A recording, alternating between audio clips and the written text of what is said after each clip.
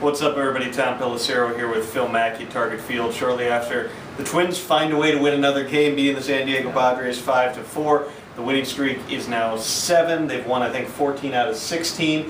Depending if Cleveland loses their game, they could be within 7 games, but they're out of last place for the first time since May 8th. Yeah. I ran into Bill Smith in the elevator. We were talking a little bit as we rode down to the clubhouse, and basically he said that is exactly the type of game that they lost over and over and over again. When they take a lead late in the game, roar back, then they blow that lead, it ends up being a tie game. But this Twins team at this point, whatever it is, confidence, whatever you want to call it, they're just finding ways to win games. Yeah, it's bizarre. It's just, look at the heroes today. Rene Tosoni, Drew Butera, and Matt Tolbert. And then Alexi Casilla provides a 380-foot bomb in the first inning to give them a 1-0 lead.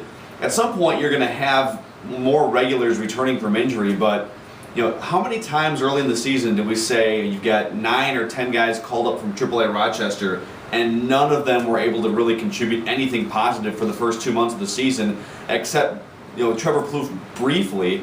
Now it seems like all of these guys are contributing. They've gone on this win streak largely because of the contributions of these guys who've come up from Rochester. And they win on a day that Francisco Liriano doesn't have his best stuff, was not locating his fastball. You could see him really fighting it through the 4th and 5th innings there, where he was still getting a ton of ground balls, but the balls were finding their ways through. He was having to throw a ton of pitches. I think he threw 100 pitches over 7 innings in this game. Yeah. And Glenn Perkins actually has to fight his way through another 4 single inning by the Indians. I don't know how many dribblers within the infield they reached on today, but Alex Burnett comes out after his brutal outing the other night, gets a 1-2-3 9th inning and sets him up. Yeah, Liriano didn't. He cruised through the first 3 or 4 innings, but then after that he really lost control in the middle innings. But that's the thing; he's not always going to have no-hit stuff for 8 innings. He has to make sure if he runs into trouble in the middle innings, you don't allow that 5-run inning. You have to shut it down and keep it to 3 or 4 runs or 2 or 3 runs over 6 or 7 innings.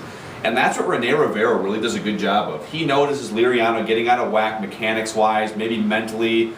Checks out for a second. Rene Rivera has just that uncanny ability to get out there before things go haywire, and that's why when the Twins do scale back to 2 catchers, and it won't be probably until at least the Milwaukee series next weekend, if I'm making that decision right now, I want the personal catcher for Francisco Liriano, not the personal catcher for Carl Pavano. Well, I also wonder at this point, until you're talking about all the guys coming back, yes, once Span, Kugel, Tomey, if they all come back simultaneously, which we've seen time and again, has been tough to get the whole group out there.